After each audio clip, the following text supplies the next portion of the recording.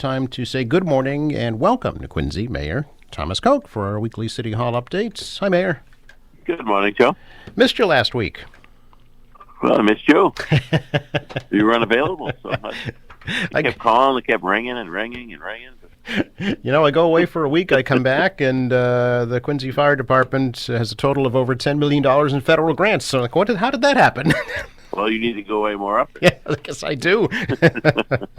Quite a great announcement last week from Congressman Lynch.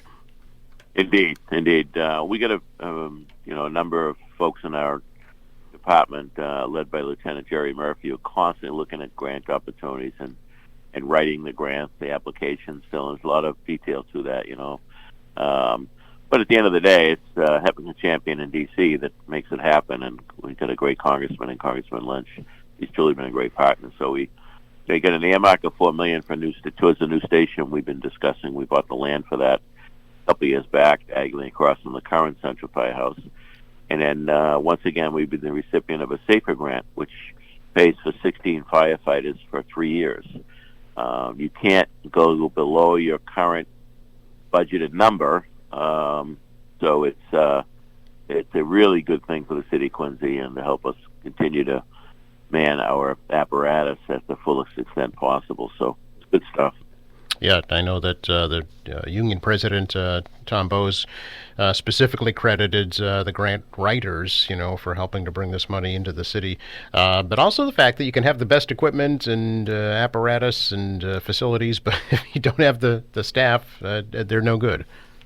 Well, that's just it. People drive by the firehouse and see the nice, shiny apparatus and get a sense of security. Well, unless you're properly manned on those pieces of equipment, it's all for naught. Mm-hmm. I mean, in reality, many communities, they have to send 2 or 3 pieces just to get the manpower there to operate one of the vehicles, because you need a minimum amount for each vehicle. For example, a ladder truck, you really need 4 minimum to operate that appropriately. Mm-hmm. Engine, it's a minimum of 3. In many communities, it's less than that, far less than that. So it's very important. And I know we've seen the success, and the chiefs have talked about that. The number of fires we've had have been contained rather quickly, because when you have the manpower, seconds really matter in the fire service, right? So getting there early, knocking it down, having the right manpower to do that, do the search and rescue, operating the pump, it's all part of the activities. But again, it comes down to manpower. So appreciate the efforts of the guys that have written the grants. Appreciate the champion we have in Stephen Lynch securing those grants and having the programs available through the congressional votes. So it's good stuff. So will it just be the 16, or will there be other recruits also coming on board? Well, we're calling for more than 16 because we've got, through attrition, a number of openings popping. So again, right, because of the grant requirement, you can't go below what your budgeted number is. Yep. We're going to maintain those as well. Okay. And for the new headquarters, what's on that property now, Mayor, across the street that the city purchased? Nothing, actually. Oh, okay.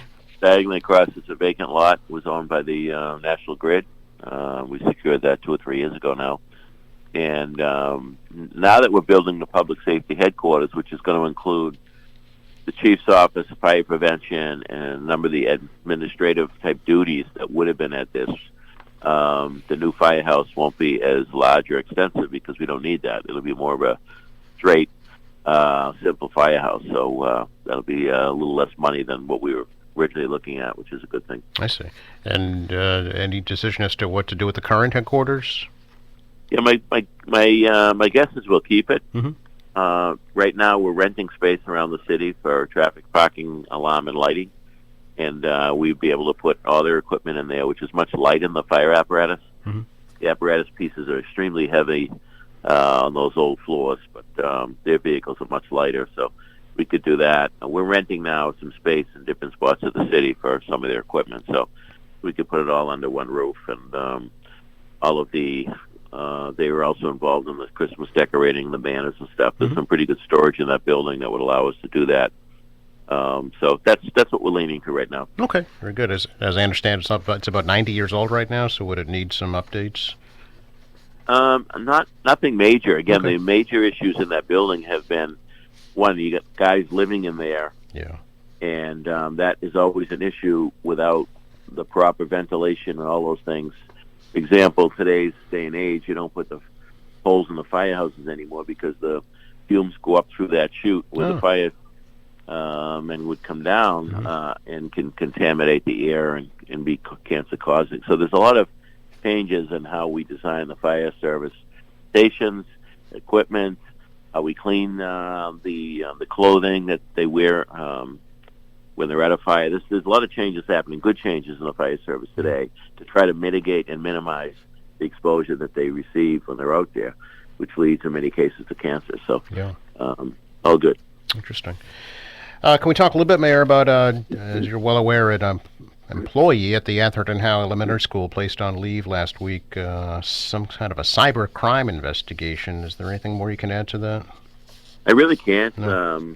At this point, that's about all that's been said. It's an allegation. It's being investigated, and as the school department, we're waiting to see what the ultimate outcome of that investigation will be. But we can assure everyone that teachers and staff of that building and students are safe. There's no issues. So we'll keep people apprised as the investigation continues. Was it a teacher or another worker? I can't say. Can't say that. And it made me wonder, is it connected at all to the email hack that's happened to a couple of city emails? Definitely not. No. That happens from time to time. I remember a couple of years ago me getting calls from department heads. They got an email supposedly from me that I needed help, So, if it seems out of order, people should really check before they respond and open anything up because it can contain a virus. They're looking for information that can really cause havoc. So use your judgment, folks out there, when you're looking at these things. I mean, there's a lot of criminals out there on the internet as well looking to create havoc and score some easy money. So be careful out there. Yeah, I know at least the city solicitor and the health commissioner's emails have been hacked. There may be others as well, so folks should be very cautious about any emails they receive for sure. Absolutely.